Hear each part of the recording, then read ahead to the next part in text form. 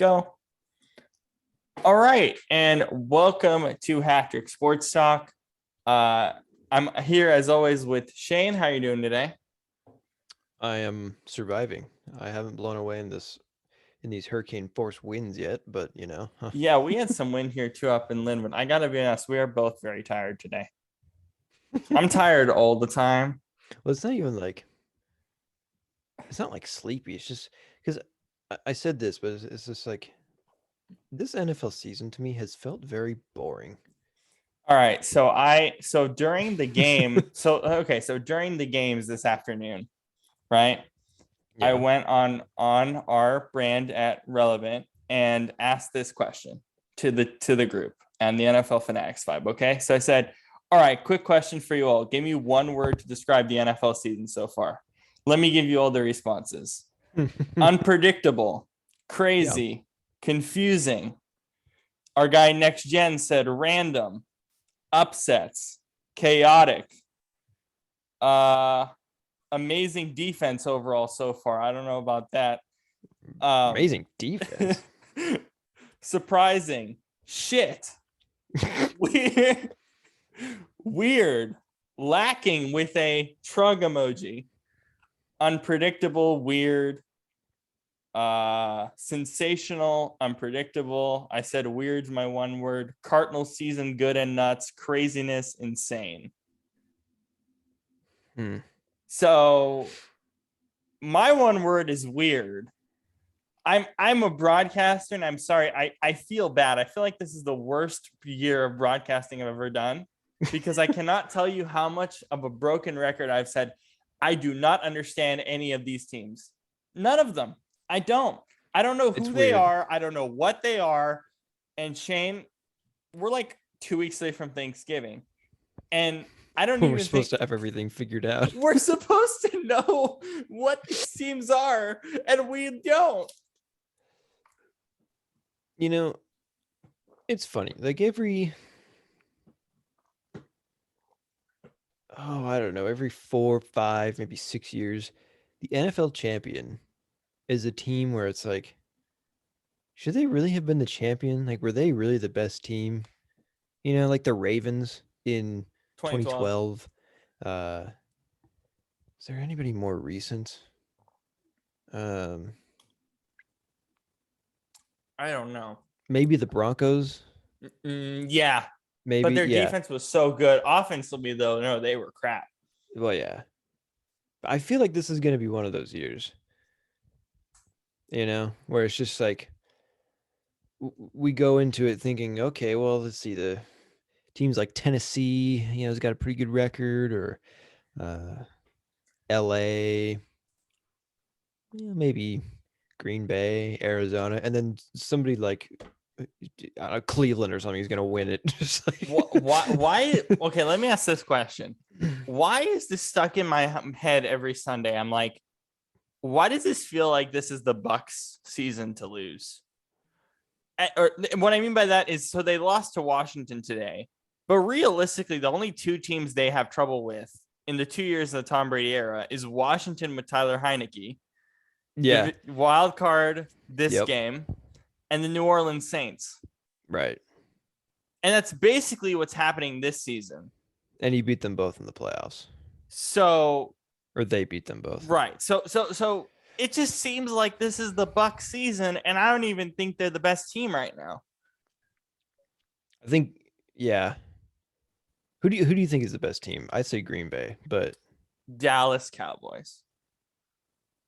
And I don't even think yeah, I don't even think it's a question mark at this point. We'll see what happens. Now, I think the other team is LA Rams, but I don't know. There's just something about Dallas to me. Like, I don't think their defense is half bad.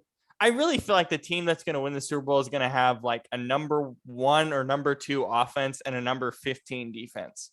That's what and I said that at the beginning of the year. I still am firmly by that. And I think right now, at least in my mind, that would essentially be Dallas. I think last week was a fluke. I think we came in here saying it was a fluke, and they 28-3 yeah. the Atlanta Falcons again.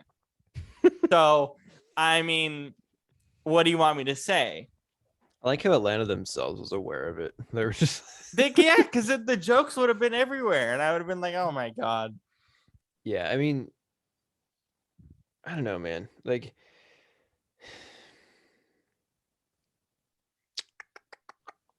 yeah, I don't. I don't know what to make of it, honestly. Like Dallas, I never ever would have imagined they would be any good this year. But I guess in the first couple weeks there, when we were seeing that this was such an offensive season, at least it has been. I mean, that right there should have been a clue for me, at least. It's Wait, like, for what clue? Which game? no, that just that like Dallas would be a contender, you know, Yeah, or would the be first competitive. game against Tampa. Yeah, So yeah, that was a fun game. That's the most, in my opinion, the most fun game of the season. yeah. I usually have. I And that usually was the have. opening.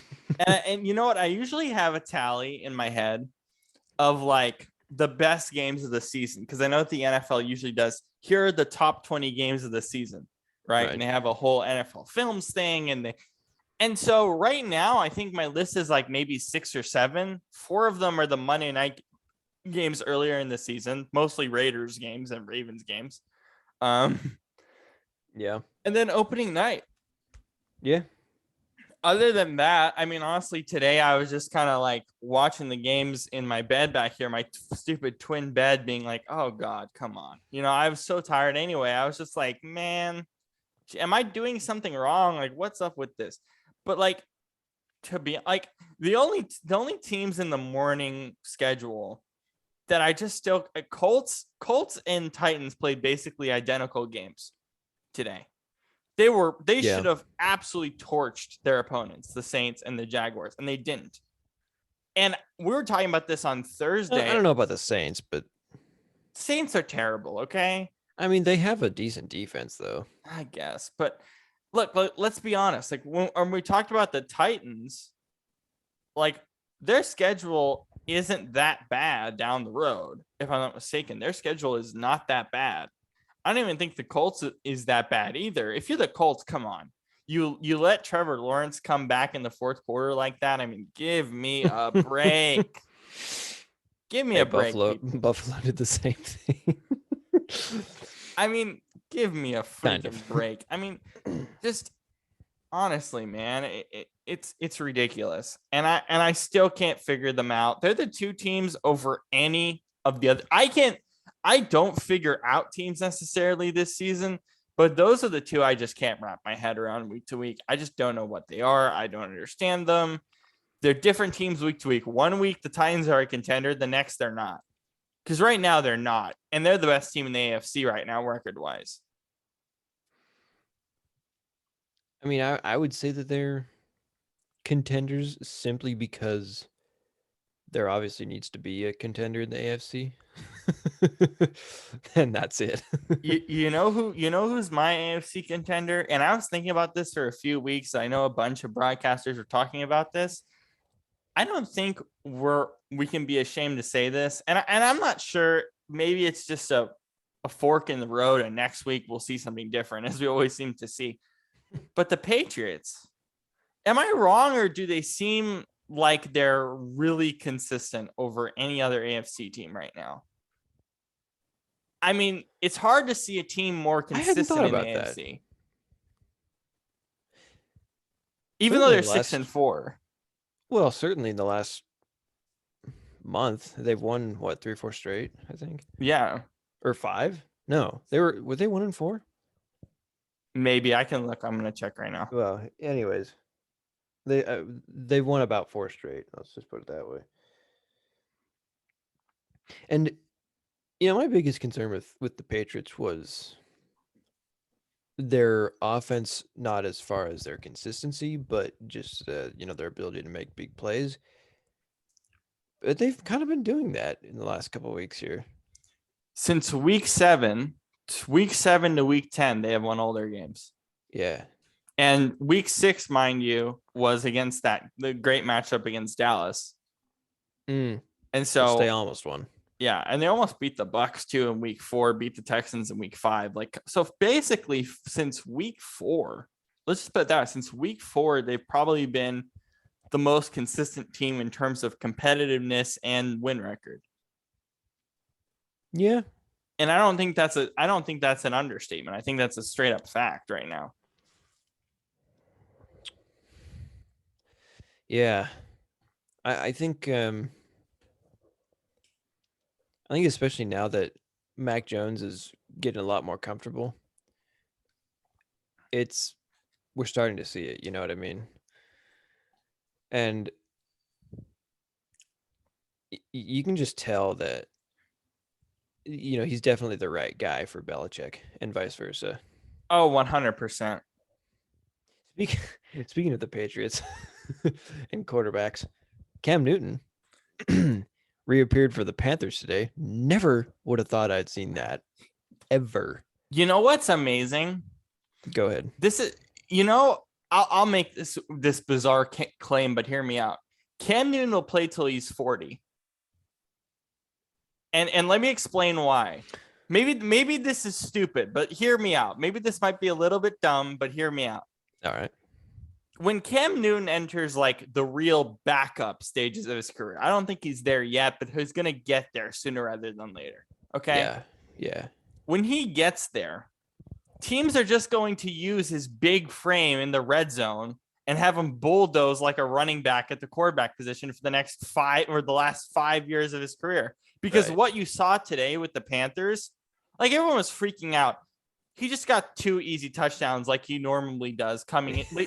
But the only difference is PJ Walker didn't play a great game, obviously. But I mean, they just put Cam in situations where it's like, all right, power run with the quarterback. Here we go. Line him up. He doesn't need to learn the playbook for that. And then go. And that's what his career is eventually going to be when he's an actual backup. I want to see how he plays again in a Carolina uniform, because I think if I remember correctly, Matt Rule didn't really want him there in the first place. But I mean, is that right? Maybe, but considering lack of options, there was no he gone before Matt Rule arrived? I think he was gone before Matt Rule arrived, but remember, he was a free agent, and people were saying, "Oh, why don't we bring him back to Carolina?" And he didn't want to. But now, long and behold, also. I was listening to the Sneaky Sports podcast, do a great job with like TikTok videos, YouTube short stuff. And they were talking about the amount of quarterbacks the Panthers are paying. Listen to this. They're paying Teddy Bridgewater $7 million this year. Oh yeah. Because of the trade, they had to offset a bunch of money so that the Broncos would take him. Right. They're paying Cam Newton $10 million. God, okay. Mostly in incentives. I think they're playing Darnold like 6.25, maybe like 7. And then they have Matt Barkley and PJ Walker making bare bones. Oh, God. So what do they have Matt Barkley for? Oh, they picked up Matt Barkley as like a stopgap guy. Wow. 5 quarterbacks. Jeez. Nice payroll. A lot of teams don't even have 3. Well, on their payroll. Like, have that many on your freaking payroll. You're paying guys not even on your roster a bunch of money. There's a lot of funny stuff we can get to today, so I guess let's get through them. Yeah, I just thought it was funny because like everyone was saying, "Oh, 2015 Cam is back." I'm like, shut the hell up. Just relax. He came in for 2 plays. He's like, I'm back.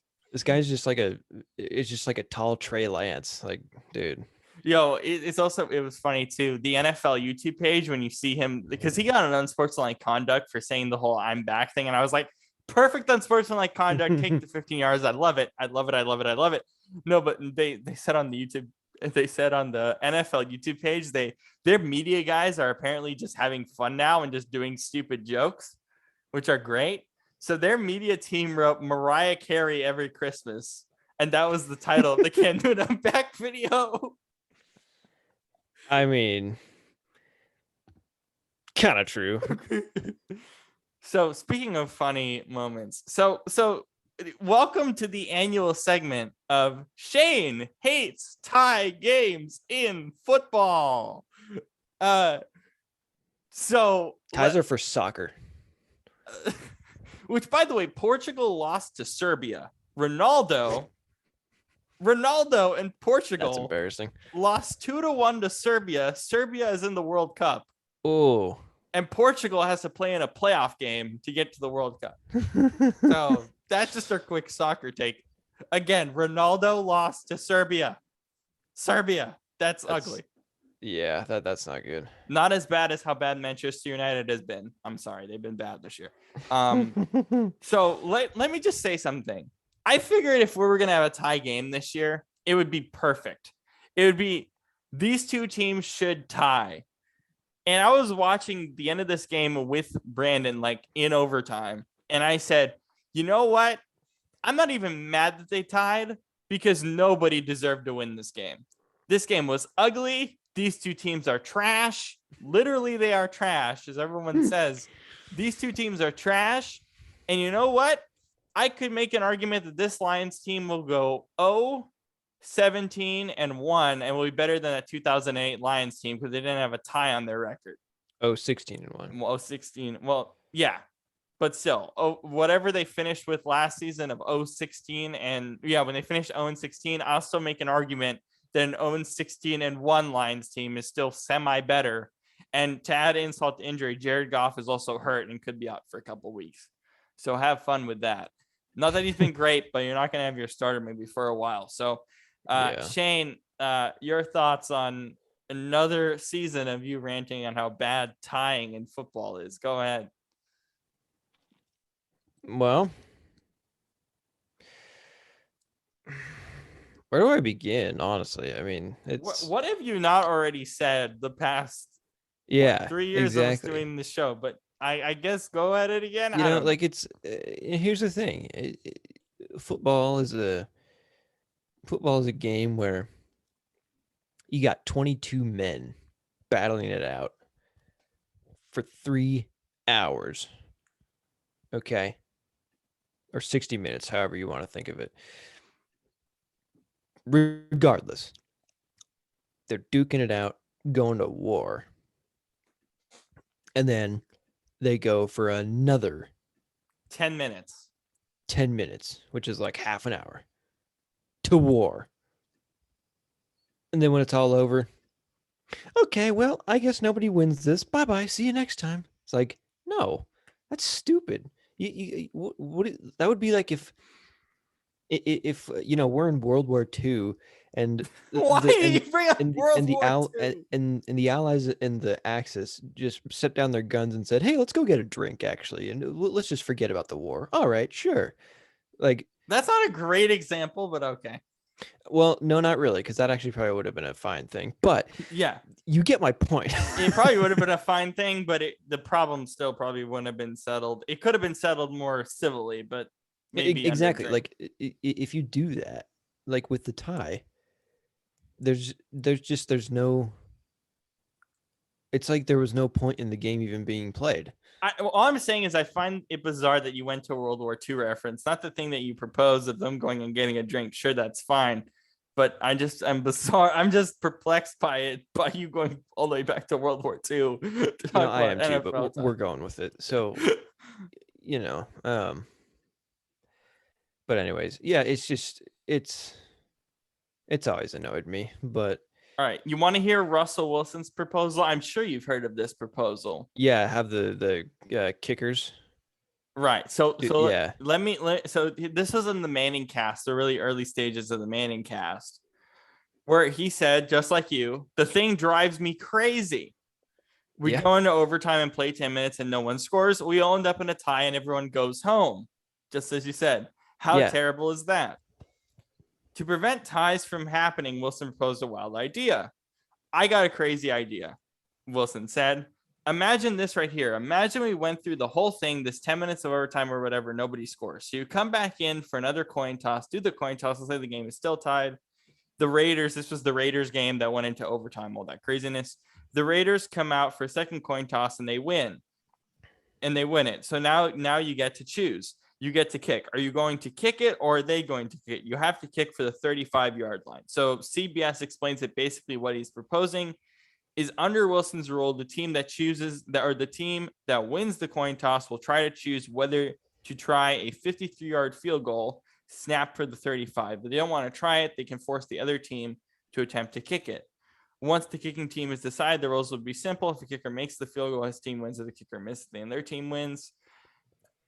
Also, another caveat to this is interesting is you can pick wind direction. So if the wind is really, really, really bad, like in Pittsburgh, and one direction, or Chicago, you would just say, hey, we want the other team to kick it the way of the wind, right? Or the way where the wind is pushing. Your thoughts on a 53-yard field goal battle? It's not perfect, but it means there's a winner, so I don't give a damn. Do it. Like, this is, I don't want the thing to just end. Oh, no winner. It's like, no, have some winner. I don't know. It's just. Now, we saw college overtime be questioned because one game went into 9 overtimes. Yeah, but I could make. What's a way I could make a substantial argument to do college overtime rules in the NFL? Is there because they can't start from the 25, but could they start from like the 50 or maybe the 35? Why not the 25? Why not the 25? Yeah, because someone like Mahomes would just score touchdowns on every possession. Well, good for him. I don't think that, but I don't like that because these are NFL players. We don't just want them. Yeah, you're right immediately in the red zone. No, the red zone is sacred ground in the NFL. Like it is in college as well, but like it's not technically the red zone, but it's close enough. The 20 is the red zone, right? Right. No, but I mean it's sacred ground in college too. But these are college players. They're going to finish the game and go to class. NFL players don't have class the next day. They have meetings. And so I mean. I'm not saying that isn't hard, but you get what I mean. I just think they should start from like the 50 and do college rules. But then do you put a limit on how many overtimes you have? No, because you do it like college rules. If you get to third overtime, guess what? We're going to do 2-point conversions. If you score, you get a 2-point conversion. And we're going to do college rules. So 2-point conversion on the third overtime. So if you score, you got to do a 2-point conversion. Yeah. Like that, I mean, hey, it creates for 9 overtime chaos, but I'll take that in the NFL over what we watched today. Jeez. I mean, how long did that game go? The 9 overtime one? 4 hours, probably. Oh, that's it? Maybe a bit more. I don't remember. That's not too bad. No. Anyway, I just think these two deserve to tie. You both deserve to tie. Steelers, why didn't you put in Dwayne Haskins? So their backup the whole year was Mason freaking Rudolph, who's not good? No. Like, put in Dwayne Haskins. He's impressing in preseason. He impressed in preseason. He looks like he's good. Just throw him in there. They probably would have won if you threw him in there, honestly. Yeah. Oh, boy. So back to the main question. Did the Lions win a game? Honestly, I thought it would maybe be this one or like maybe the Bears next week, but or 2 weeks from now, right? Thanksgiving. Or, yeah, whatever it is. Yeah. I cannot. That's a great way to wake up in the morning. Lions Thanksgiving football. Oh, jeez. I am not ready to wake up for that one. It's true. Oh, jeez. God. Oh, jeez. One of the best holidays of the year. We get to watch the Lions. At least we get to watch the Cowboys. Yeah, thanks. Yeah, but and Saints Bills. That could be good. Yeah. Or at least I think, or at least those two are playing. We need to do Seahawks Packers. And I have another analogy for this. You know what this is? Oh. This is like being sick like a dog. AKA Aaron Rodgers, although I think he was asymptomatic, which is good. And For I the most guess, part. and I guess Russell Wilson too, but it was more like a month. It's like being sick like a dog for a week and then coming back to work on a Monday. You're groggy, you're Yep. tired. That's exactly what this game was. Yeah. I don't even think this game was an accurate representation of the Packers because guess what?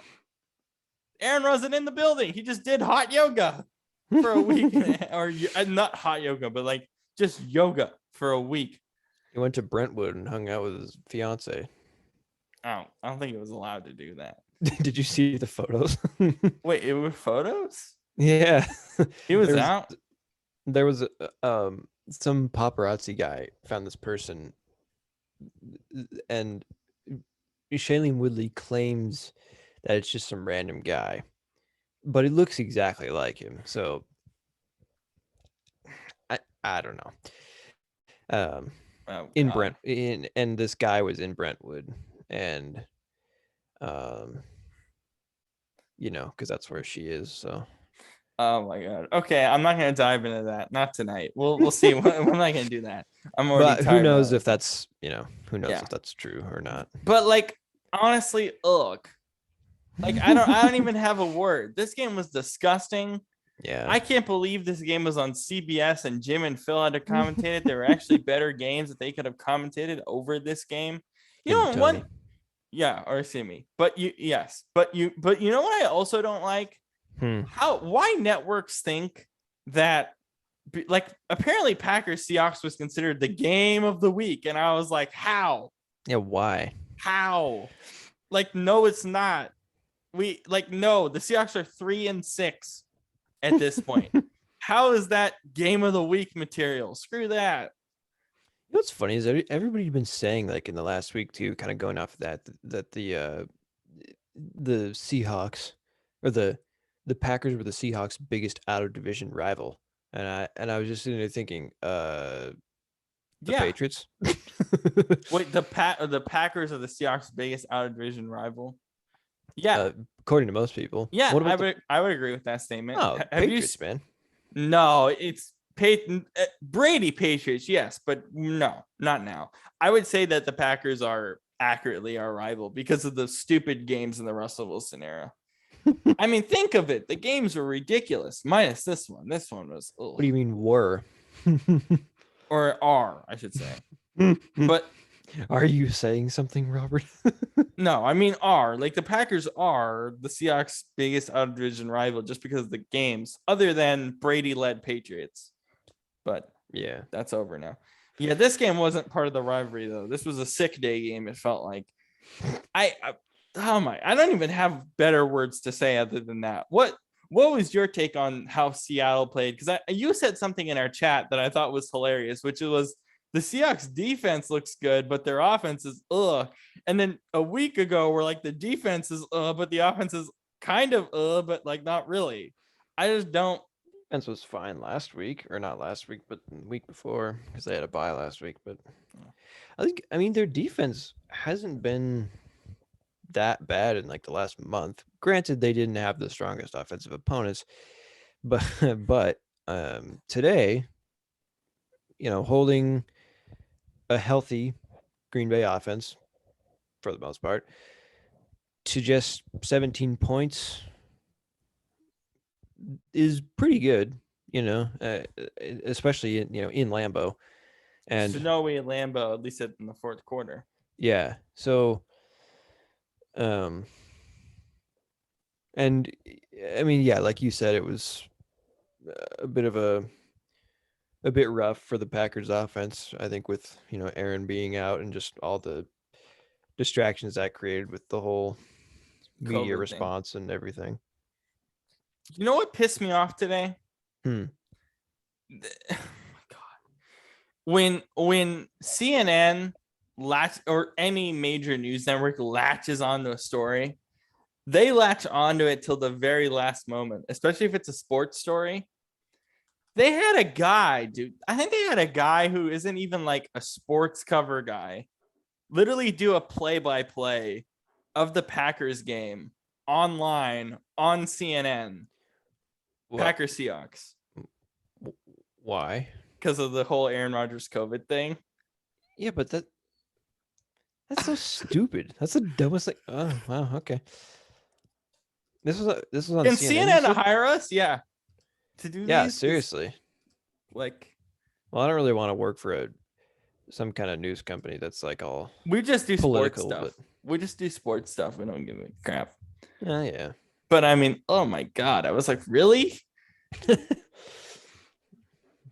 Yeah. That's weird. No, that's and CNN does that all the time. Like I think they did that with Brady's return after Deflategate. And I was like, oh, come on, guys. Really? Jeez Louise, man.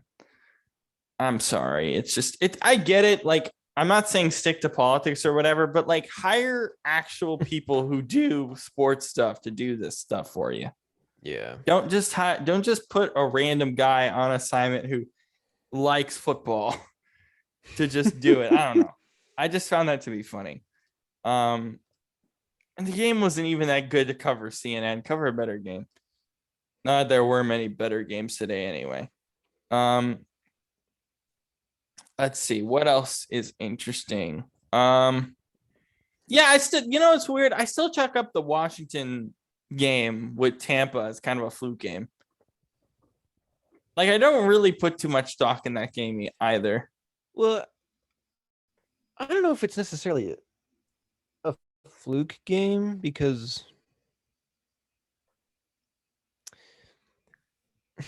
this has happened multiple times this year for Tampa. However, I just think about like what you said with Heineke and New Orleans being the kryptonite to Tom Brady's Superman. And then the only other loss was also the Rams when they were like super hot on offense. Well, yeah, that makes sense, but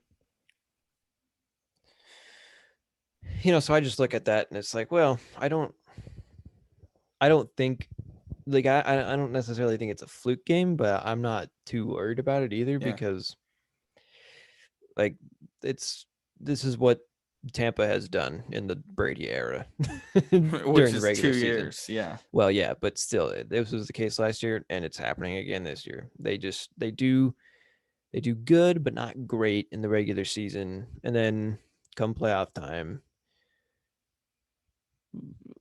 well, we're assuming they will be good. Yeah. The NFC's a lot better this year, I think, a lot more top heavy, but I think the assumption's accurate. I just don't. Yeah.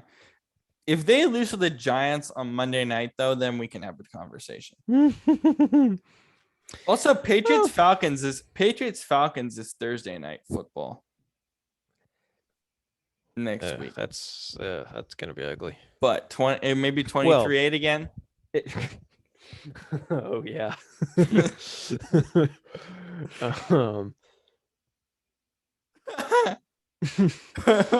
Is this their first time playing since then? No, definitely not. Oh yeah, it's been 4 years. I love how the promotion for this game was Mac Jones. Okay, fun. Well, what other stars does New England have? Jacoby Myers, who just scored his first touchdown. That was wholesome today, by the way. You saw that? Nobody. Yeah, that was awesome. Yeah, nobody knows anybody in New England, like any players in New England, other than Mac Jones, probably. Yeah, we can name a bunch of them, but most casual fans would. Well, no, but I'm talking like stars, Yeah. Yeah. I'm sorry. This week we're kind of strapped for content. There wasn't much content. The NFL this season as a whole has just been very lackluster to me because it feels like every game is either just a disgusting blowout or it's like 10-7 final score. Just super boring and nothing happening. Yeah. It's weird. It's such a bizarre year. And I think it's just, I think this week showed how bizarre it is over any other week. I just sat here being like, okay. And last week. Yeah. This week and last week, I think. One thing I did actually want to do was pull up the playoff picture. Okay. Because I know that because I completely forgot that I wanted to pull it up because we were so entrenched in weird conversations. But I did want to pull it up because I think that it will give us a sense of just where teams are at here, because I haven't looked at it yet and I was planning on looking at it. So let's see what it is right now. I think, yeah. I know Green Bay and Tennessee are the ones One right now, I seed, believe. yeah.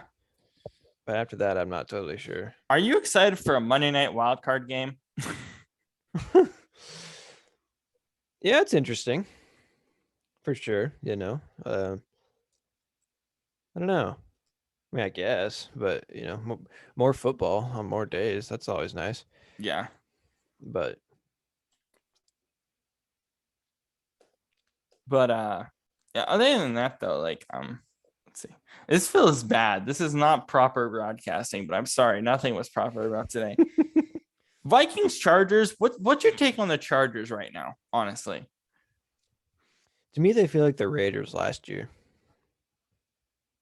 Mm-hmm. Or even the Raiders this year, honestly.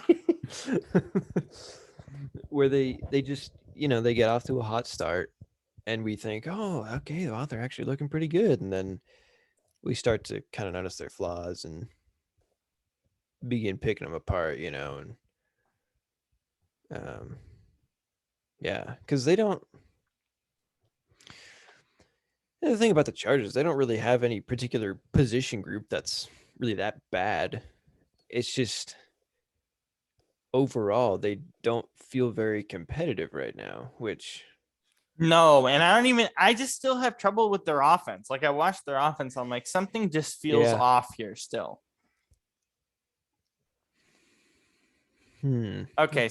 So here's your playoff picture, courtesy of CBS Sports. Packers, Titans, first round bye. Panthers, Cardinals, Saints, Cowboys, Rams, Bucks, which that would be amazing. Rams, Bucks in the first round. And your AFC side, you have Titans bye, as I said, Chargers, Bills, Patriots, Ravens, Steelers, Chiefs. That's where it stands currently. I believe this is fully updated. This should be fully updated. But yeah. Yeah, that looks right. Yeah, 26 minutes ago. So yes. So if the playoffs started today, who do you predict would win the wild card games? Rams, Cowboys, Cardinals. Yeah. Chiefs, Patriots, Bills. Yes. I'm glad we agree on that. And I personally think that the Bills are better than the Titans. Right now, I think the Patriots are better than the Titans. And I mean, the Chiefs look like themselves finally today. That's one thing we didn't cover. They finally did look like themselves today. If this is something that is consistent, they're better than every AFC team right now. But are we certain they're going to do this every week? Do you believe that they're going to do this every week? Like, do you believe they've turned a corner, or what has changed in your mind? Like when you watched it today, well, what like changed today? What like clicked today that hasn't clicked with the Chiefs offense? It's possible. I think, yeah, I think it, there's a huge improvement on their end, but I think also the Raiders just played really sloppy defense too. Yeah. And however, but they still scored in the 40s. So, give credit where credit's due, obviously. But what I really liked about the Chiefs today was their defense, because this defense has been struggling and they've been god awful. Yeah. And, they get Derek Carr, Josh Jacobs, Darren Waller, pretty good offense. And they kind of shut him down. So, Tyrann Mathieu and Darren Waller was fun all night, but Tyrann kind of got him today. Yeah. So, have they turned a corner? Possibly. But it's 1 week. I'm not gonna. Yeah, I'm not putting too much stock on it either. I'm not putting too much stock. It's fun though. It's fun to see. Well, yeah, No, but But if they keep if they keep this up for 2-3 more weeks, then yeah, obviously. But for right now, I'm cautiously optimistic. yeah, Yeah. So the Bucks cannot play the Rams the first week of the playoffs. That's the one team they'll have to avoid. Because even if they play at home, this Rams offense, and yeah, don't get me wrong, they've slowed down a little bit, but like we'll see also what OBJ has to offer. But no Robert Woods, but at least you replace him with OBJ. Not this week, but next couple of weeks. This offense he's playing tomorrow. He's playing tomorrow, but he doesn't fully understand the playbook, and apparently he'll be on punt and kick return primarily. So Interesting. Well, anyways. I mean, he'll play potentially some significant snaps, but I don't think I'm gonna judge him off one game. Well, no, of course not. Yeah. So for right now, I mean, I just think that the Rams offense, even though they're a bit slower than I would like, I still think that offense could come playoff time and go gangbusters on everybody. Yeah. Yeah, especially if you look at like Tampa and how banged up their defense is and how just lackluster they look. It's not a good sign for them, I don't think, if you're going up against a team like the Rams. However, when you have Tom Brady and all those weapons in the playoffs, and Gronk back, hopefully. It's hard to count them out. Yeah, no, it's hard. Yeah. So I feel like that's if that is the wild card game there, which honestly I feel like it might be, unless the Rams win the division. But I don't see Tampa moving up to 3 or 2 or 1. And if that is the game, that's definitely the highlight game right there of the weekend. Yeah, 100%. Um, I really feel like I still am like very hinged on like the Cowboys and the Rams to me, just because I really just see their offenses and go, those are Super Bowl offenses over the Packers, over the Bills, over the Ravens. Like those two, Cowboys, Rams, are Super Bowl title winning offenses. I would say Tampa too. No, I'm not there yet with Tampa. Yeah, I'm not at that level. I think if you look at how prolific Cowboys and Rams are, like that, those are Super Bowl offenses. That's a matchup I want to see, divisional or conference, because I think that could be ridiculous. And I think whoever wins that potentially goes to Super Bowl. But again, we can't really count out Tampa right now. Right. But if I were to look critically at where Tampa is now in the regular season without understanding what they are in the playoffs, I would say Cowboys, Rams, whoever wins that potential matchup wins the Super Bowl. Because I have a hard time believing an AFC team wins the title right now. No. Well, that's what we say. But considering how stupidly unpredictable this season has been, it's probably going to be like the Chargers or something who wins the Super Bowl, just like the only nowhere.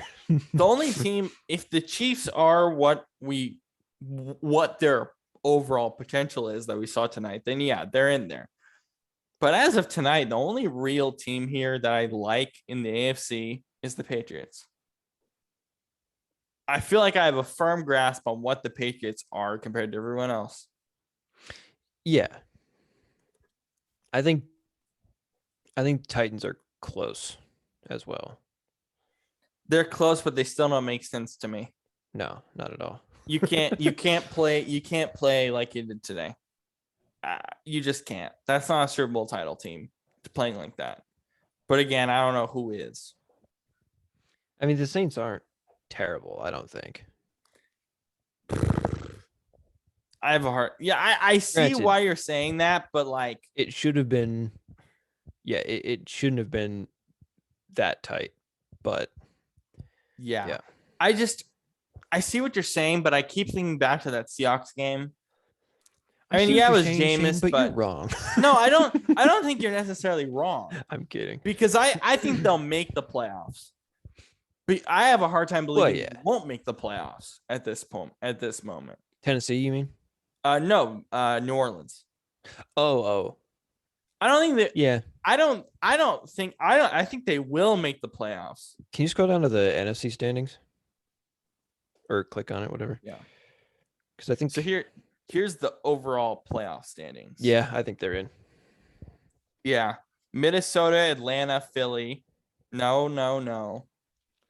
AFC side. Maybe Minnesota sneaks in there, but Minnesota should be a playoff team, but I don't think they'll get there. no. Potentially Vegas, but other than that, maybe Indy. Cincy?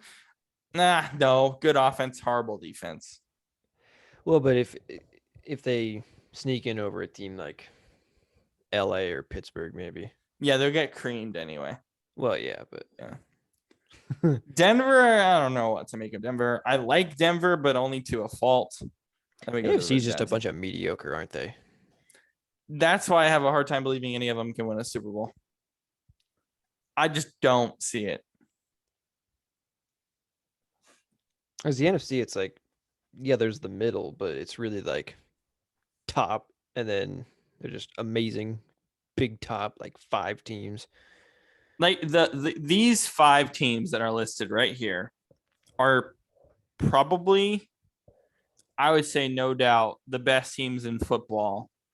Yeah. In whatever order you'd like to put them in. Before any AFC team. Yeah. And I don't think that's a stretch. No. At least right now. Yeah. The AFC is just a bunch. It's a jumble board. The NFC is here's these 5 teams and then a jumble board. That's it. Yeah. And then if I'm going to rank and I think then you rank an AFC team at 6, and it's probably New England. I don't know. It shows how weird the year's been as well, but that's pretty much it. Like, that's the overall thought process, I think. Yeah. Green Bay, I don't know if I totally like their defense, and I still think Aaron Rodgers.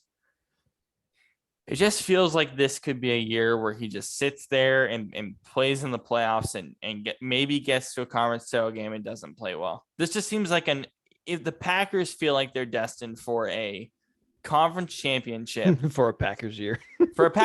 Yeah, a conference championship loss with Aaron playing bad. And I just see signs of and it him every blaming week. everyone else. Yeah. I just see signs of it every week. Yeah. Not including the COVID stuff. Right. So, yeah. I think that's pretty much the fairest thought process we can make of today. Because there was nothing worth supremely noting that we already didn't know or that we're already still supremely confused about. Right. So, yeah. I think people are also having conversations about where the Panthers could be in the South. I think it's Cam Newton hype. Wait a couple weeks, but where they are in the South? They're in North Carolina. No, well, you realize the practice facility is going to be in South Carolina. I'm just making a dad joke. I know, but the practice facility is going to be in South next year. I mean, hey, it's still Carolina, so yeah. But pump the brakes on Cam Newton. Wait a bit. Pump the brakes. Pump them. I think all of America needs to hear you say that. Yeah, pump the brakes on him.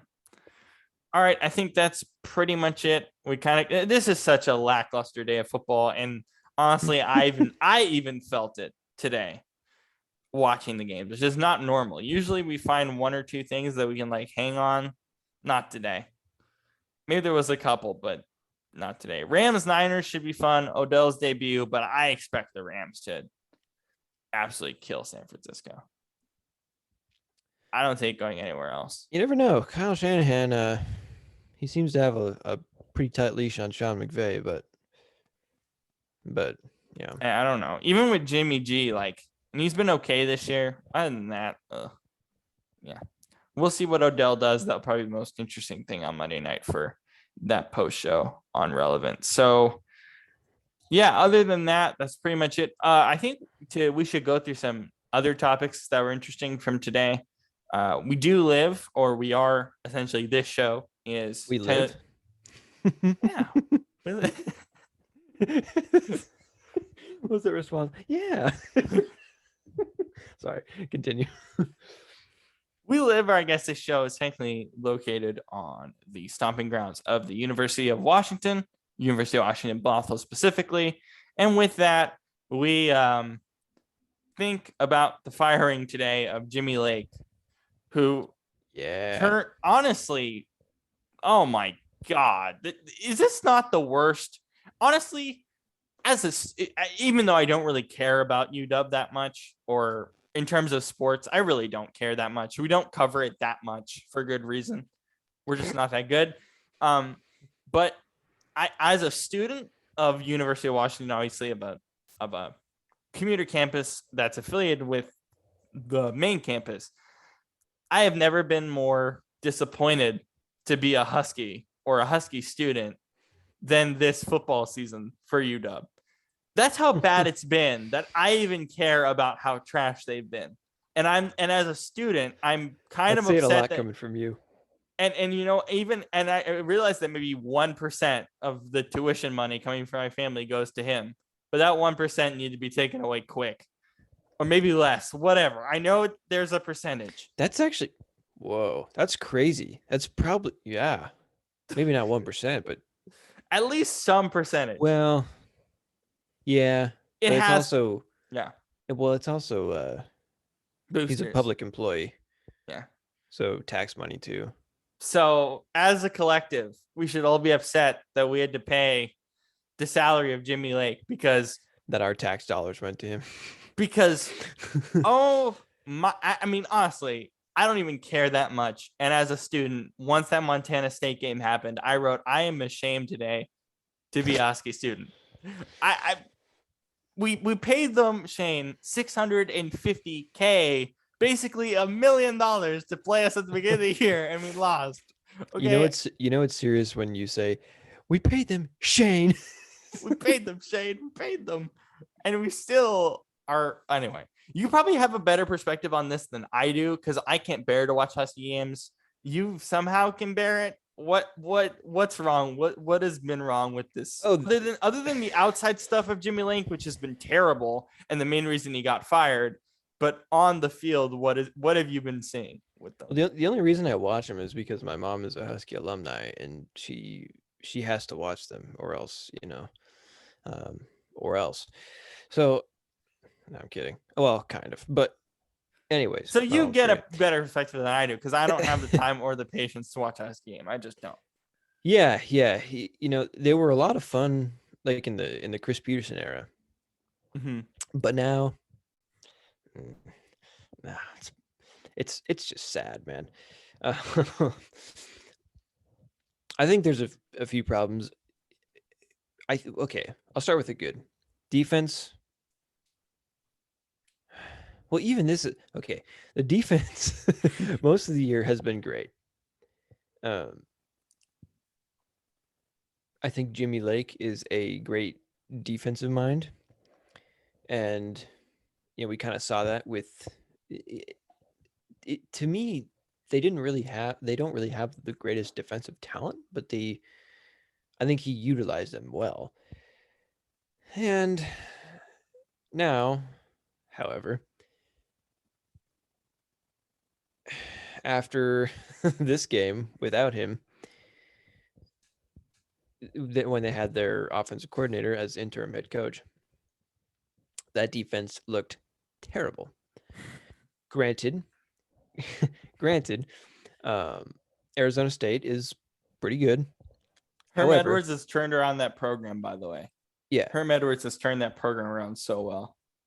However, I feel like it's important noting, I watched that game, and their the Sun Devils offense is entirely just pistol, handed it off, or doing an option.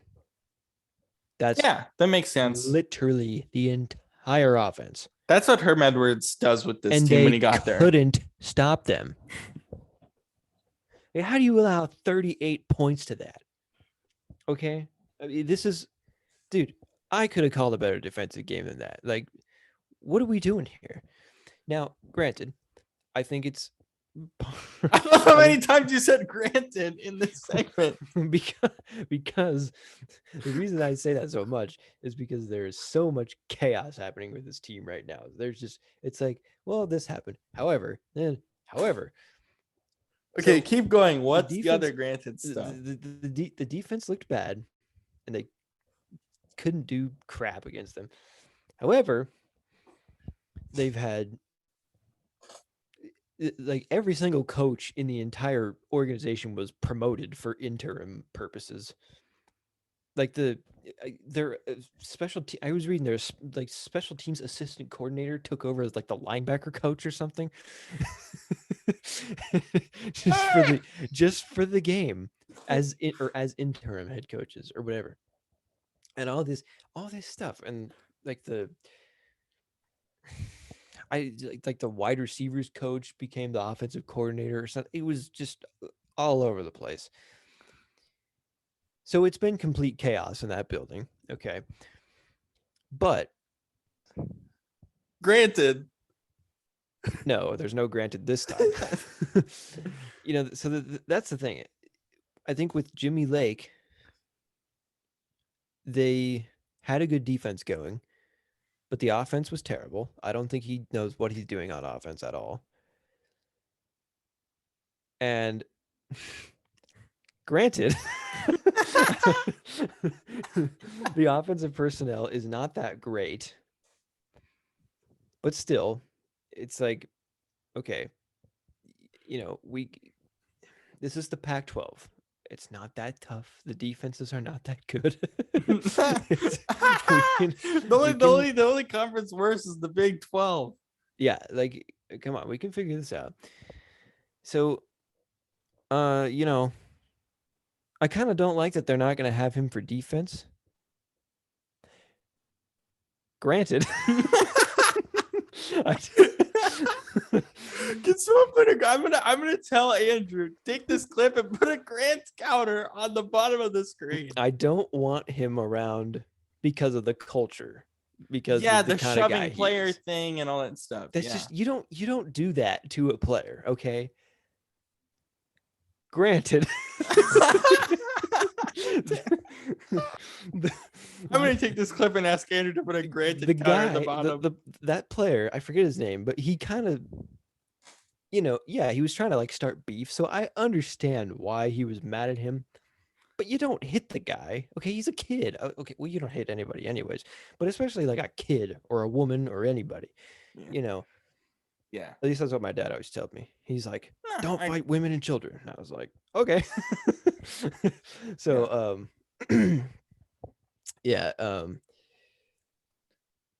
no, I agree with what your dad said. I agree with that sentiment 100%. Yeah, man. I don't know what they're gonna do now with coaching. Who they're gonna hire? I mean, there's all kinds of people they could. Do they go in-house or no? No, probably not. No. And then they were kind of experimenting with Sam Heward. Who? What is your scouting report on him right now? Because he was the guy we're all looking forward to. Yeah. I wasn't very impressed with him last night. Granted.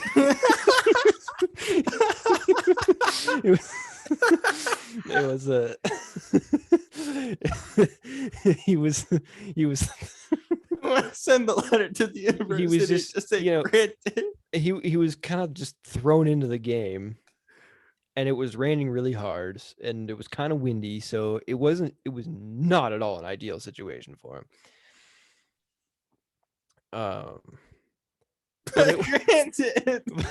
But it was.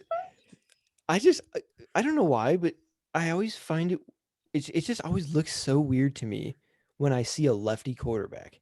It just looks so weird. Then when you watch Lamar, does it creep you out? Lamar? Or not Lamar, Tua. My bad. Tua. Kinda, yeah. It just looks so weird. I mean, I've gotten so used to it. I'm a left-hander myself. That's probably why. yeah, no, I am as well. But you never see it, Yeah. which, yeah. But anyway, Aren't you ambidextrous or whatever that thing is called? kind of. I mean, I do. It's Granted. weird. I no, not now. No, I do. I mean, like my left hand is my stronger hand. I throw left-handed, whatever. But I do pretty much everything else right-handed.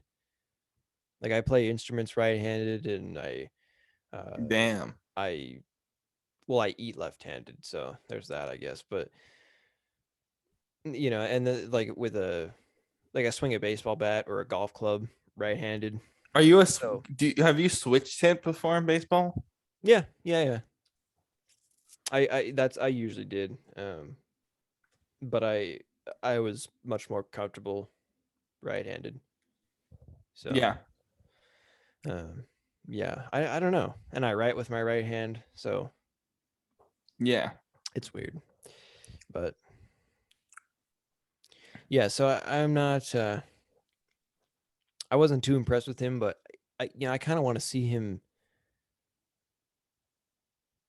like knowing he's going to be the starter so that he has time to prepare and against a team that's not good. Like Montana State.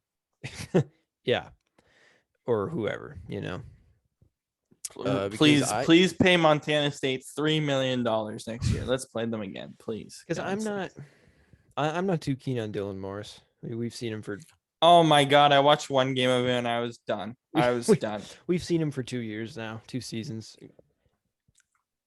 Granted, last season was really short, and it was only 3 or 4 games, but we still did. So yeah, this season so we've seen it's kind of done. Yeah, 10, 12 games of him now, or even more than that. So yeah, no, he's not it. But yeah, so I don't know. I mean, especially with Heward is. I mean, that's got to be like the most legendary UW football name. Yeah, in the history of the program, So with Brock, kind of weird. Weird. So it's kind of well, and Sam's dad, was that David? Was that his name? He was a good quarterback. He set a bunch of records, and then Brock broke them all. That makes for an awkward Thanksgiving conversation. No, but yeah, I don't know. That would be kind of cool, I think. Yeah. But bring in Arch Manning. We can't, obviously. I doubt it. He's going to an SEC school. Oh yeah. Clemson, LSU, something. Tennessee's interested in him. Tennessee, Ole Miss. He looks good. I've watched some of his tape. Yeah. He looks good. Yeah, he does. He'll be fun. He's got. He looks like a. Yeah, I mean, he really does look like a more athletic Peyton. Yeah, that's a. Eli, Yeah, probably more Eli, but yeah, I know. I think he'll be in the NFL in 2 years. Yeah. This quarterback class. Oh God, I am not looking forward to our draft shows in April because the quarterback 22. Because this quarterback class is so bad. It's stunningly bad. Yeah, I think the combine, we might freak out about a quarterback during the combine and be like, that's the guy. And then in 2 years, we'll be like, oh my God, that guy's bad. Well, Spencer Rattler's been benched. Years like, fam. I know, can you believe that? Yeah, I mean, the last 2-3 years, we've had like 5 guys that are all high on the radar, But I don't think that'll be the case this year. The combine is going to be really important this year for the quarterback position. It's going to be really important because whoever shows out in the combine or pro day, you're probably going in the top 5, and you probably shouldn't be, but you probably will be. Yeah, some team that's desperate enough. Jackson. I wonder if who is desperate enough. Not Jacksonville. The Jets. No. Mike White was horrible. People were hyping up Mike White. He was terrible. I said I was jokingly hyping him, but no. I said that I wasn't even impressed with his first game. I wasn't even that impressed. And then he threw 4 picks today. Yeah. Yeah. But he's trying to tie Zach Wilson's record. Oh my God. No, but yeah, maybe the Jets are. I don't know. It seems like they will stick with Zach Wilson. Yeah, but you still gotta pay. You still gotta pay Goff $25 million next year before he can get off his contract. Doesn't mean they gotta start the rookie. Yeah, but I don't know. If I'm Detroit, I'm waiting a year. I mean, same. But yeah, like I feel bad. I feel bad putting Goff back out in this fray where I think he's a backup and he doesn't really even fit in Detroit's system under Dan Campbell. But if I'm Dan Campbell, I'm like, screw this class. Like I just don't even want to touch this class. I do anything to not deal with this class. Picks, you know. Yeah, pick up Teddy Bridgewater or something. Like yeah, or Cam. Like get a veteran for Tyrod Taylor. Tyrod. Yeah. Trade for Davis Mills. Give him an actual city to play with. Deshaun Watson. Maybe we'll see what happens in the offseason. He's still got to handle with the civil suits. Yeah. 22 civil suits. My God, dude. I don't know if he'll ever play in the NFL again. I have a hard time believing he'll play in 22. I really do. Deshaun. I just don't think he'll play in 22. I could see it, but it will be in a different uniform, that's for sure. But I mean, I have a feeling that this thing is going to be settled in court and it's going to be ugly. And I think that's probably going to happen over the summer. I think maybe possibly as soon as March. Yeah. I think. So, yikes, fam. I mean, they're definitely trying to settle it as quickly as possible. They were trying to settle. When were they doing that? They were trying to settle a few months back, but the plaintiffs were like, nope, we're not settling. So I just think this is going to court and it's going to look ugly and disgusting. But when this story came out, remember that I forgot I'm mad I forgot the guy's name, but not really because he was being really weird. But the guy who's representing a lot of the plaintiffs, like a lot of the clients, that guy is like, it feels like he has some Texans vendetta because it's like a little bit. And you know what? I didn't like his approach, but looking back on it, like, shoot, he's not getting traded because that guy's not wanting to settle. So doing something right, at least. It's going to be, all I'm going to say is it's going to be an ugly, disturbing court battle. And I think that's what we're headed into. Yeah. And it could take a long time. So I'd be shocked if he plays in 22.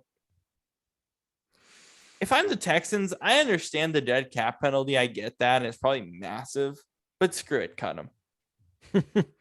Screw it. Seriously, cut him. Yeah. I don't know. If I was the Texans GM, and I'm glad I'm not, because Bill O'Brien turned that thing into the worst, maybe one of the worst teams in the league. Not only that, they are just basically the GM's like friends with the owner, and it's just a complete mess top to bottom. And they can't even get numbers right in practice for their beat reporters during training camp. So the only positive right now in that entire organization, there's two positives in that organization right now. The two positives in that organization is David Cawley. I think David Cawley is an actual really nice coach. He cares about his players. He deserves at least 2 more seasons. Yeah. In that organization. And Brandon Cooks. But if I'm Brandon Cooks, I don't know why I would want to be there. Like, in all honesty, I don't know why I would want to be there. But apparently they want to build around him.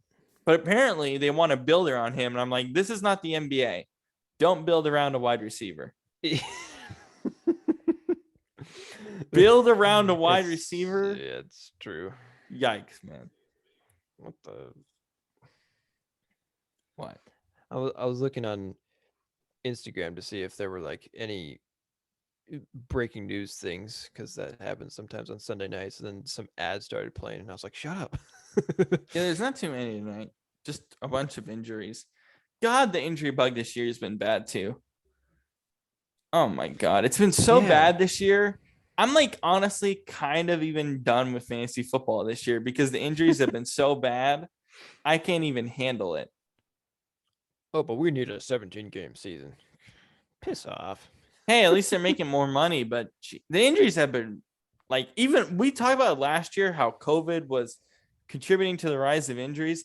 This year's been 100 times worse, 1,000 times worse. I mean, thankfully not as much concussions. Thankfully, I think the new helmets are helping with that tremendously. Yeah. But the rest, oh my God. Jeez Louise, man, it's disgusting.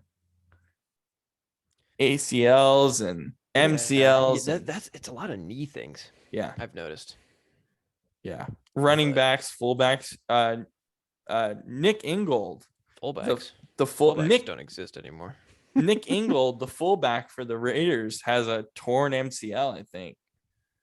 So, I mean, it's a random player with a random injury, but still, I mean, it shows just how nuts this year's been with injuries. It's been terrible.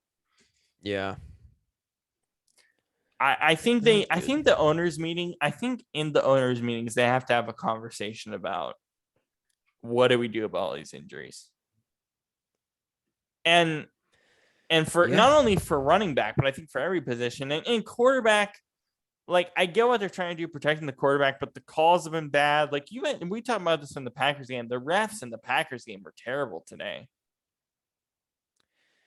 The refs have not been good this year either, overall. Yeah. Oh, they've been terrible. Yeah. Who paid off the refs in Green Bay? Jeez. Who paid? I make an argument that the NFL just kind of paid off the refs to make bad calls this year. Because honestly, it's not just that; it's everywhere. Every game has some just stupidly bad calls. I saw, and missed calls too. I counted 9 times during the Packers Seahawks games. 8 times when the Packers were holding on the offensive line, and it was clear as day. Even Stevie Wonder could have seen it. Okay, that they were holding this guy. No flag. And then one time with the Seahawks on offense. But I you've been on the sidelines for high school games. You know that there's holding basically on every play. Well, yeah, but that was like. But it's egregious. Blatant. If it's egregious, then yeah. Like I said, Stevie Wonder could have seen it, dude. Like it was bad. There was one play, I can't believe I forgot what game it was. It might have been the Saints game where there was, I completely forgot what game it was, but it was like a crucial play in the game. And the refs just like said that there was like a roughing the passer call and the guy literally shoved the quarterback. I'm like, that was, what game was that? I forgot. Lamar Jackson. No. There was one today too. Well, yeah. That was Lamar too, but that just goes to prove your point. Yeah, the point stands. I mean, oh geez, the rest this year have been bad. The injuries have been bad. The league's been confusing. That's about as much as we can say. We're doing great. we're doing great. This is a great show. We have no words other than this doesn't make any sense. I'm ready. Maybe the turkey on Thanksgiving will help. I don't know. Oh yeah. We had a turkey dinner last night, just for the hell of it. Good. It's great. I love it. I love a turkey dinner, man. I don't know how much turkey we're gonna have this Thanksgiving, but either way. Yeah. I'm stoked for Thanksgiving because you get to watch football for a bunch of hours, and then Black Friday, baby. Oh yeah. It's gonna be lit. Yeah, you're a big Black Friday shopper, aren't you? I like it. Although I gotta be honest. We should go, honestly. All right. 4 a.m. though. 4 a.m. 4 a.m. Yeah, all right. 4 a.m. But I looked at some of the Black Friday deals this year. Yeah. God awful. God awful. I mean, like, and it's funny because I don't even think a lot of the Black Friday ads are out yet. I'm like, what? I gotta be honest. Black Friday is really only for like a couple of things, and they're mostly tech stuff, right? Or they're for 3 things. So some of my friends that go Black Friday shopping, a lot of them go and buy movies for $7. Like buy like Blu-ray discs of movies for $7. That's really cheap. Cheaper. Dude, right. they're usually like 30. 15. Yeah, 15. I think Avengers Infinity War is like 15 at Target. I was at Target the other day. Really? Yeah.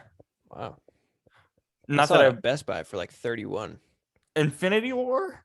Yeah. God. Or Jeez Endgame. Louise. Might have been Endgame. Either way. But still, I was like, what? Yeah. $31 for a movie? That's like how many years old now? Granted, it is a 3-hour movie, so there's lots of movie in there, but Lots of fight scenes, apparently, as we talked about. Endgame? Yeah. Not really. Well, big battle was, you said, There's 45 one minutes. very, very, very long one. No, but so it's that. It's, I guess, this year PS5s and Xbox Series X's. And then TVs. TVs are honestly with like the Roku TVs that are coming out, those like just like the general Roku TVs that have been coming out, like 4K Roku TVs.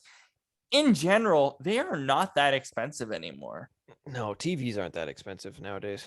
Yeah, like they're not that expensive. But then Black Friday, it's like boom, $100. Wait, what?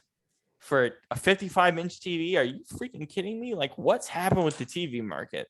I know. Well, it was funny too, because like when flat screens first came out, they were like $3,500.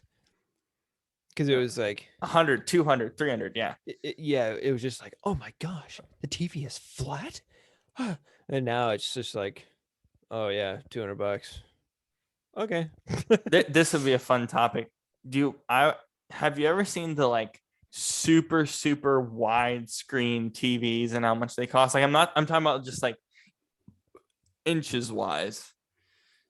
Oh, like the wide aspect ratio? Yeah. Wait, hang on. Biggest TV in the world. Here we go. Okay, wait. You ready for this? 85 inch. That's how big my neighbor's TV is. Sony Brava TV. Guess the price. Best Buy. $400. $9,000. I mean, that makes a bit more sense. I only guessed 400 because I found a 55-inch flat screen TV for $200 at Fred Meyer. So I was like, huh, well. Price drop at Walmart. Samsung OLED 4K TV, 85-inch. Was $3,000 basically. Now $2,000. TVs now are so big that the price of a 55-inch is insane. Wait, what the frick? Okay, wait. LG on September 15, 2021 revealed the largest TV in the world. 325 inches. Whew, that's of TV. How many feet is that? What? I can't even put it in the light. There we go. It takes up the whole room. Well, I would think. That would set you back That's tens 27 of thousands. feet. 27 feet of 27 feet. TV. It says that will set you back tens of thousands of pounds because this is from the UK thing. Aimed at super luxury homes. What's considered a super luxury home? That's like, who knows? Dude, the room that I'm in right now is 14 by 10. So that would be like 2 of my rooms.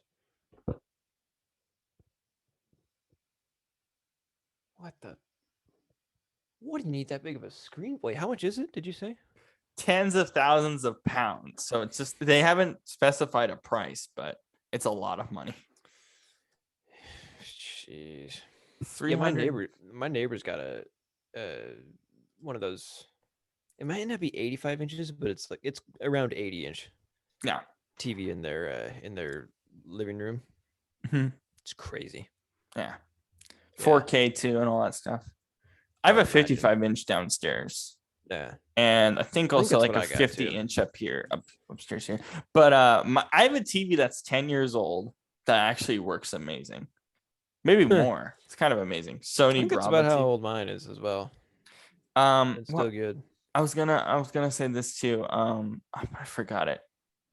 Oh, do you want to know how we broke our TV? I'm listening.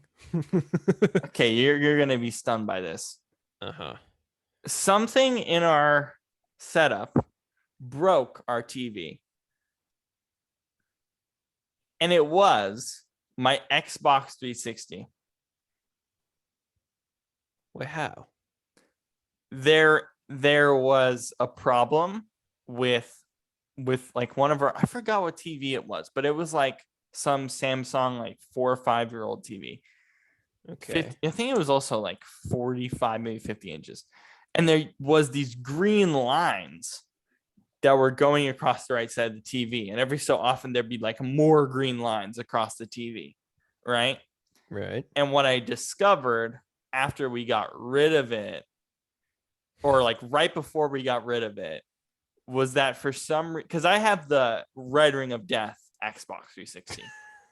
So I have the old, like 2006 stuff. Oh, I got you. And for some reason, the Xbox did something to cause these red lines or these green lines on my TV that just stayed there. I mean, I had to replace it. Weird. Yeah. Huh. Oh, and speaking of my Xbox stories, did I ever tell you about my controller?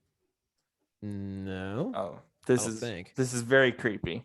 Okay, just I swear this is true. I am not lying. This is All right. true. I'm Okay, ready. I am not lying. Okay, Okay. I Yeah. swear I am not lying to you. This actually happened. Okay, All so right. it's the day before the Super Bowl. All right, the Bucks Super Bowl last year. I'm just playing, old 2Ks on my 360 with my 360. I'm playing with my one of my controllers, right? It's It always says a good time. battery, and then it says just doing like rebuilds and stuff. And so it says battery, it says basically battery is dead. Like the controller didn't work, the battery was dead, whatever, right? I take out the battery, like the battery pack in the back of the controller. I take the pack out where the batteries are located, right? Or so I thought. Right. And keep in mind, I had basically 2 bars of battery, or like a bar of battery, for about 3 months at this point. So keep in mind, this has been 3 months since I last replaced the battery. Okay. Maybe more, maybe 4 months. I open up the battery pack, and guess what? Huh. There were no batteries in it.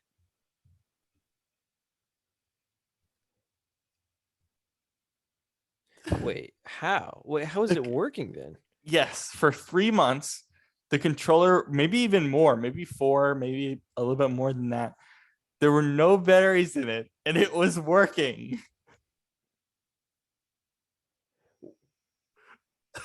Wait. Do you have a second controller?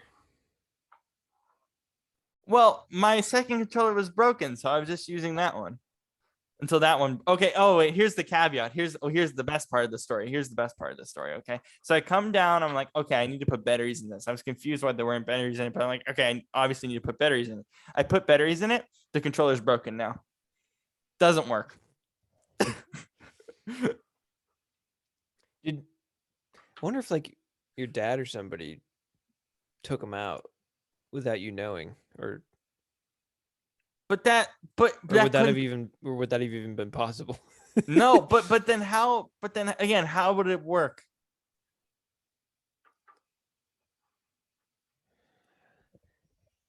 What the? My head hurts. Again, I swear this is a true story. This happened. Okay? Did you look this up? No. Should I look it up? I can look it up right now. I'm looking it up. Keep in mind, I put batteries in it and then it stopped working, like completely.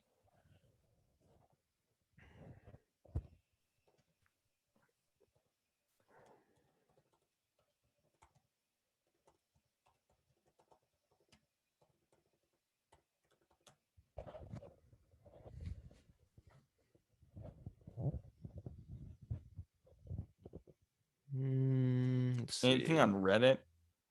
It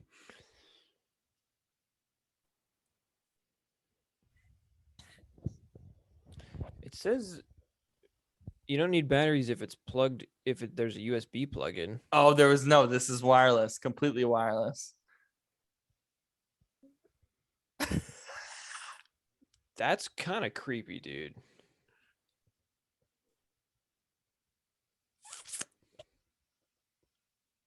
Huh. Yeah. That was bizarre. God, did somebody perform like a battery exorcism at your house or something? I don't know. Maybe Venom turned into a battery pack. Yeah. Speaking of which, I watched Deadpool yesterday. Oh yeah. And God, that movie's bloody. Jeez Louise. Oh my things. Oh my God, dude. When he obviously this probably isn't spoiled. This movie came out 5 years ago. But when he cuts his hand off so that oh my God. Also, I'm gonna be honest, the blood is actually kind of unrealistic. Like they overdid the blood at times, yeah. They overdid the blood a lot so that it wasn't as like bizarre, but it still was like R-rated. Like there was a one where they splat onto one of the signs. I'm like, that would not happen, nor would there be that much blood. So they overdid the blood, but which I guess made me more comfortable with the blood, but God, it was weird. Oh my God, it was bizarre. But I like the plot of the movie. I did. I found the jokes funny, but they weren't like as just kind of in there. Like it didn't feel like it was like a comedy as I thought it was gonna be. The beginning was funny, where he's like, "Oh, hi." He actually fourth wall, which is apparently something he did in the comics too. Right. Yeah, he's like aware that he's in a comic book. Yeah. He's like, "Oh my God, who did I'll obviously make this PG, but who did I have to talk to you get what I mean, but who did I have to talk to get this movie?" And it rhymes with pulverine, which I found was, but it does rhyme with pulverine.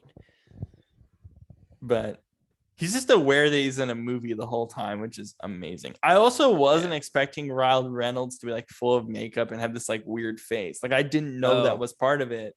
I was like, oh my God. You actually watch it, it's like, whoa. But yeah. His avocado face, as they call it. Oh, is that what they call it?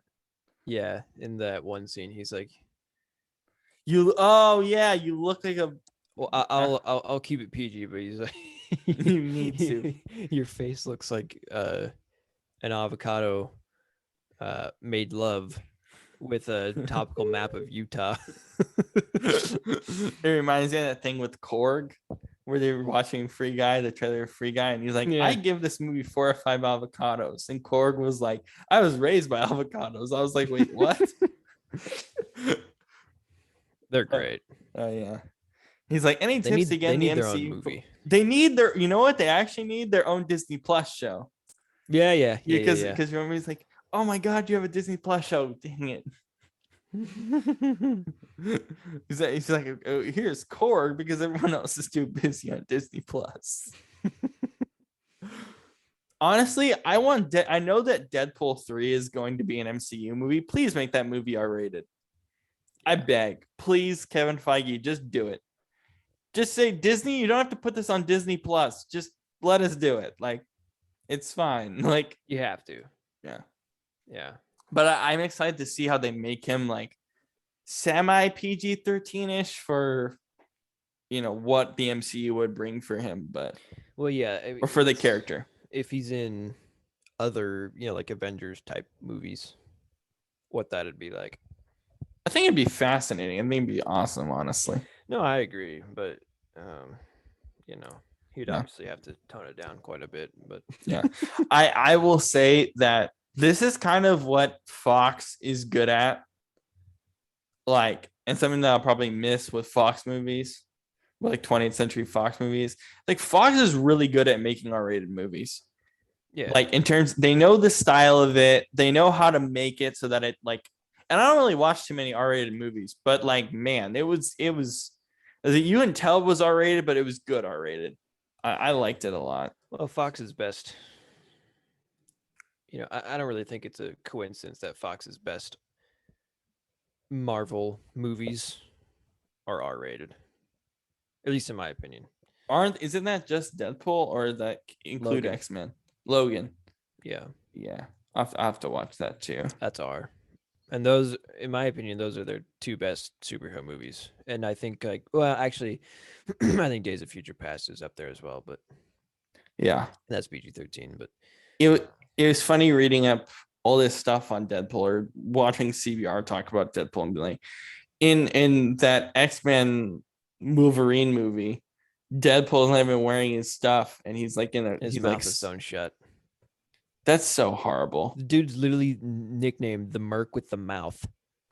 You're gonna sew his mouth shut? Got a great idea. That was probably a terrible script, because Ryan Reynolds even hated it, apparently. Yeah. I don't know if you watched that movie. I'm not going to waste my time with that. No, of course I have. You have? I've seen all these movies, Robert. The good and bad. Yeah, no, that one's not good. Yeah. Good. Yeah. Sorry, we're just kind of laying back, so I'm like diving into my chair. The other Wolverine movies, Logan, and then I forget what the other one was called. I think it was just Wolverine. Those ones were good. Apparently you love Logan. I gotta watch that, honestly.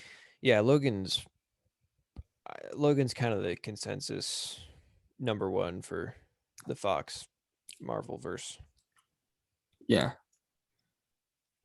And it's the only one of all those that was nominated for a creative Oscar, best screenplay. Mm-hmm. This leads me right into an Oscar thing that I was thinking about, because I'm probably going to go see Belfast and Spencer soon, potentially. And so I was thinking about this, and I was thinking about this particularly with House of Gucci. Right. It seems like, and correct me if I'm wrong, it seems like, because even when you think about Belfast and how they're doing at the box office, Eternals is not a good movie. That Belfast is, I guess, critically acclaimed a good movie. I haven't watched it yet, but I probably will at some point. Even Spencer's critically acclaimed a good movie, and Eternals is a splat on Rotten Tomatoes. And yet Eternals made way more in the box office than that. And so what it made me think of is Oscar movies are not for your average moviegoer person. They're not fan oriented. They're not for fans. No. They're for critics and the artistes out there. Right. And so the People's Choice Awards, that's the movies that are for the fans. And that win there. And what are examples of those movies? In 2018, Avengers: Infinity War won Best Movie at the People's Choice Awards. Yeah. There you go. Yeah, that's a good example. No, but I just think about this, where it's like, okay, if we want to reinvent the Oscars, we first need to reinvent the genres. This year, obviously every year it's drama, which honestly I love drama movies now because of my journey watching last year's Oscar movies. But now it's like, you know what we're gonna do? We're not only gonna have drama, but we're gonna have murder. Okay. I'm like, a lot of biopics too.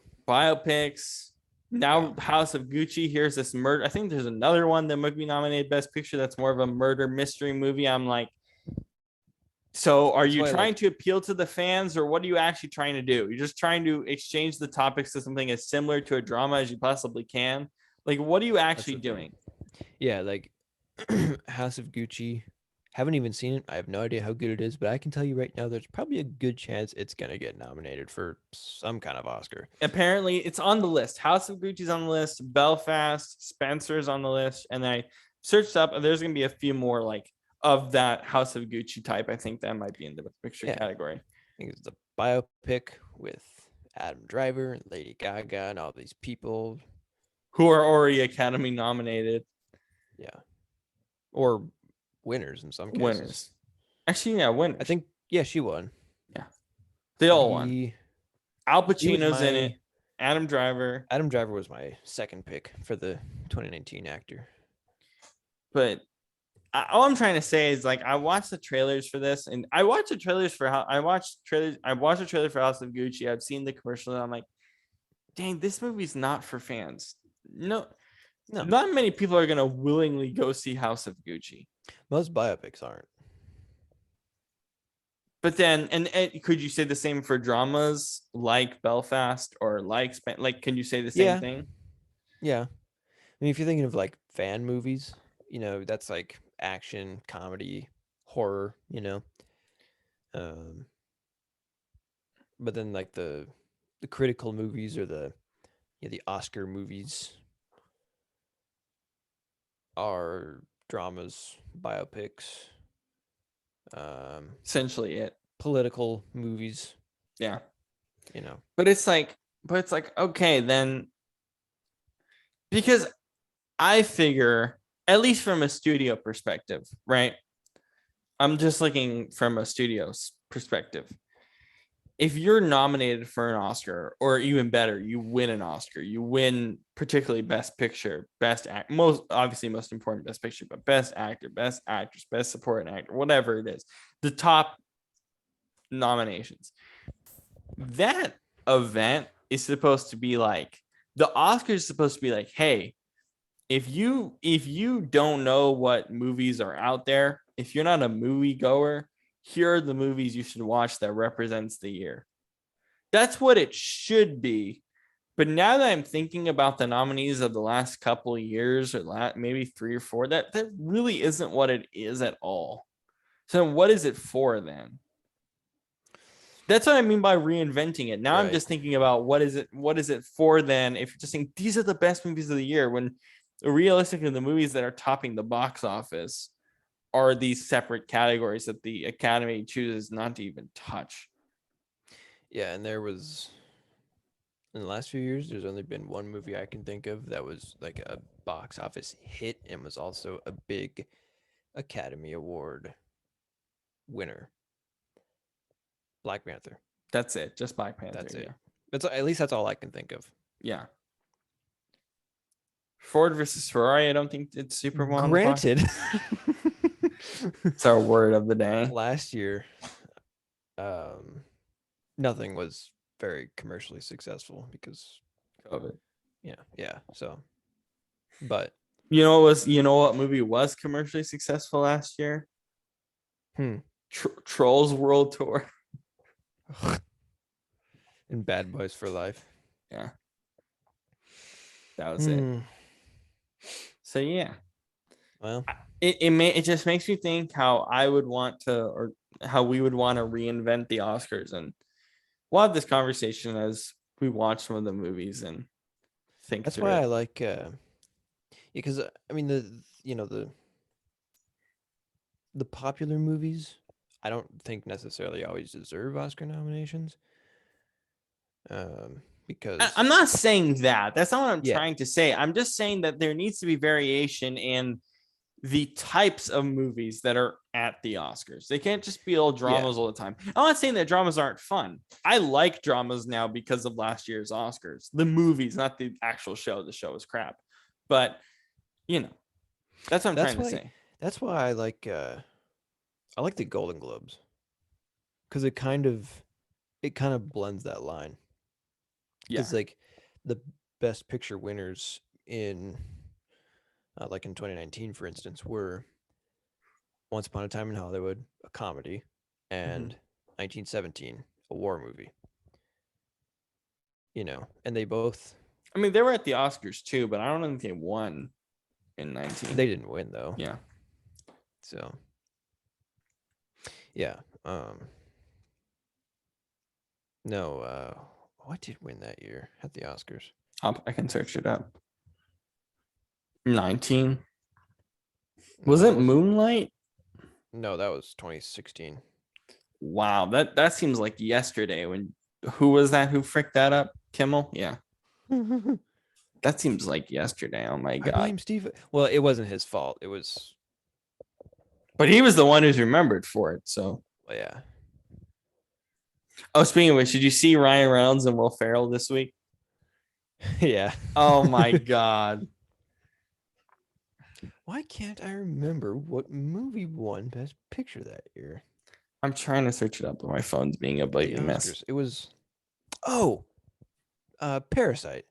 Oh, it was Parasite. Yeah. You and Brandon both didn't really like Parasite, correct? Nah. Yeah. It's not. It's not a movie I'm gonna watch. It's not for me. It's just Parasite won so many awards that year. Everyone knew that was gonna happen too. Like I even knew. I was like, yeah, Parasite's gonna kill this. because it's a movie that's all about the message, which is fine, but the actual plot itself is kind of boring. Yeah. And the message itself is sort of Class and stuff like that. yeah, but like the way in which they deliver it is kind of like really I don't know. I'm probably more willing to recommend Snowpiercer, even though I never watched Snowpiercer. It's probably a better representation. Yeah, even that was kind of strange. It was all right though. TV show's But pretty critically acclaimed, I think. But yeah, I don't know. Like with Parasite, it was like they were trying to say that the rich are bad, but then it felt more like it was saying no, we all actually suck, and it was just like I didn't really they're understand. trying to blur that line, and they Like, I didn't do didn't a good job. totally understand what exactly they were trying to say. Yeah. I don't know. Yeah. But it's maybe that's my point. Like, where's the action movies in here? Like, I wouldn't be surprised if No Way Home probably like wins visual effects. But other than that, Maybe. I mean, it'd be hard for them not to. I don't know. We haven't seen the movie yet, but no, Dune will win. other than They're the not gonna, Zendaya movie. bro. They're not gonna. Yeah, no, dude, they're not gonna give it to a Marvel movie. Okay, wait. Is there something with the Oscars and Marvel movies that I don't know about? No, there's something about everybody in Marvel movies because everybody in Hollywood has their ego too far up their asses, and they think, oh, these movies aren't cinema. Really, they're just jealous that their crappy movies aren't getting as much money. It's like you're still winning Oscars, dude. Like Martin Scorsese, you're still The Irishman. Your boring 4.5 hour mafia Should I movie. watch The Irishman No, before I lose God, Netflix? no. No. That movie sucks. They should have just. I get that they were trying to do, one last mafia movie with De Niro, Pacino, and Joe Pesci, the old crew. But it's like we've seen this 20 times. It's like, and they're just old. It's like, here, I'm Robert De Niro doing a fight scene. Uh, it's like, dude, just find the next guy. Honestly, like, I don't know. And it was so long, and it did not need to be. Like, that's the thing about Scorsese. His movies are just ungodly long, and they do not need to be. It's like, dude, I don't know what. It's like I don't know why you feel your movies need to be so long, but it's not. It's just boring. Is there something where they're trying to prove that this is real cinema, so they're trying to make it as long as possible? I don't know. I want them to enjoy every second of what I do with the camera. That's probably what he thinks. If you can't tell, I really don't like Scorsese. I think he's a pretentious. Well, okay, douche. explain what like in terms. I'm just talking about in terms of his directing. What do you not like about Martin Scorsese? Um, his movies are well, for starters, his movies are like all very similar, Mm-hmm.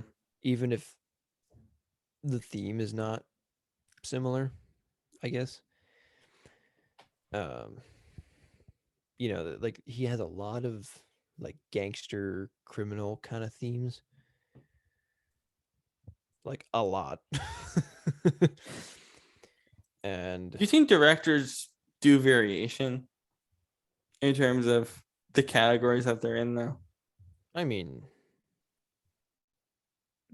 it depends. Like I think like Tarantino, for instance, he, there's like the joke that his movies are just like have that one scene that's overly bloody and just over the top, and and like his characters have a lot of f bombs and they talk way too much, whatever. That like that's a constant, but in all of his movies. However, you know, if you look at his resume, it's like he's got a 1960s Hollywood movie, uh, a World War II film, one about, uh, like some Old West outlaw gangs, so on and so forth. I mean, he's got a very wide range of stuff that he does. Mm-hmm. I don't really, I don't really care for the guy. I think he's kind of an asshole, but I have to at least acknowledge that. But Scorsese, it's like the dude always makes movies about mafia members or like, Wolf of Wall Street type of things, which is just, more money laundering. Same thing the mafia does. And um, I don't know. It's just, and he thinks he's like this genius. It's like, dude, this is the same movie you've made 20 times. It's like,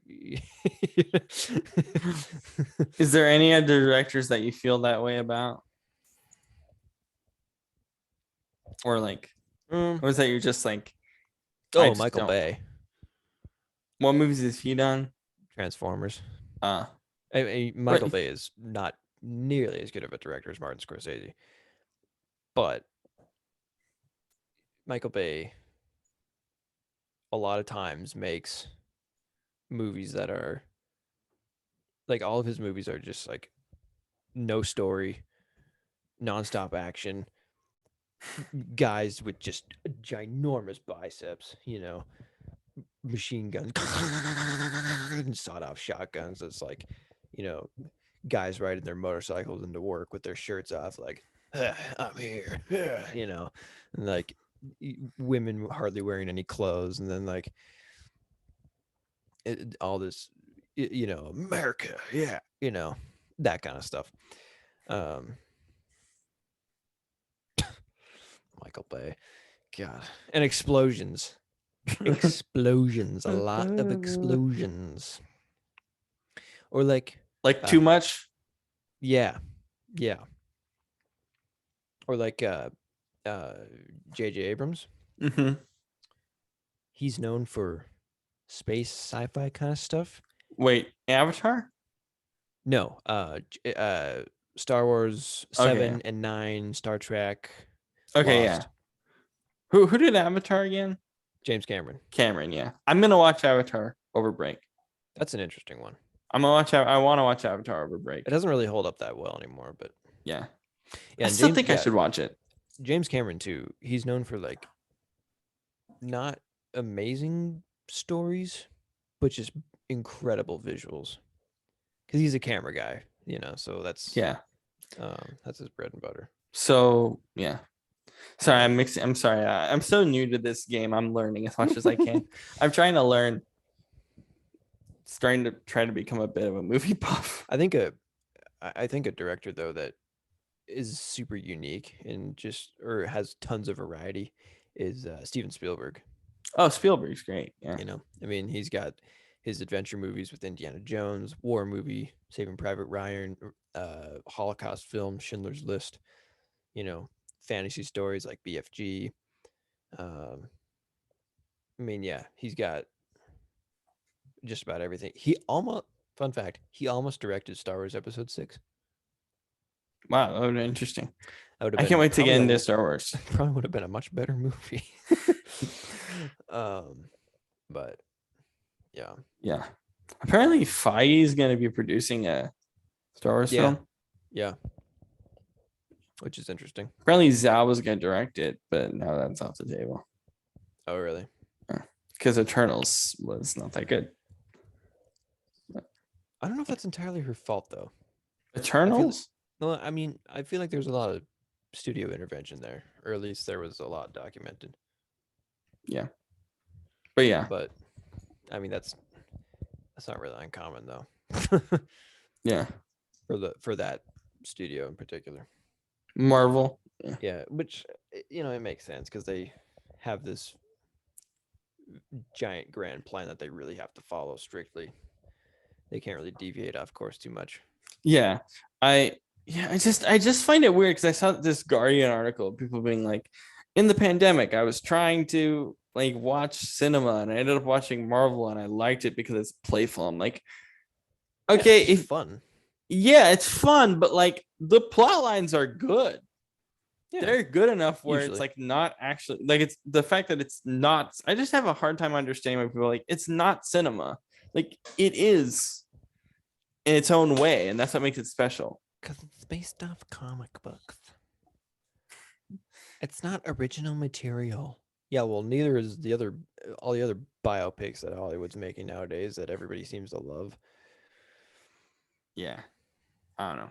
I don't like I'm not that. mad. I don't like the idea that it's not like Marvel is really my first foray like into cinema, and it's great. But I definitely need to range from it and drama too. Drama films last year, but yeah, it's fun. All right. Well, we talked some NFL. We talked some movies as we normally do. That pretty much wraps up our night. All right. I'll see you on Tuesday and Thursday on Relevant. Tuesday. Or excuse me, Monday and Thursday. For Thanksgiving week, I think for Thanksgiving week, we know that we're going on Sunday. But I think I'm going to do Monday, Wednesday, Thanksgiving week. Because we're not doing a show on Thanksgiving. We got to wake up at 4 a.m. Screw that. But yeah, that's pretty. Mic on my thumb. Nice holding. Thank you. Do you have like another cable or is it just? Yeah. Do you have another cable? They're like, how long is the cable for this mic? Oh, it's 4 feet, I think. Oh, jeez. Oh, shoot. Yeah. Maybe 6, actually. Something like that. All right. Well, good night, shows. See you tomorrow. Have a great night, everyone. Well, this will come out on Monday around the time Monday Night Football starts or somewhere in between that. So this will come out and then I'll see you on Monday night. All right. Have a great night, everyone. See ya. Yep.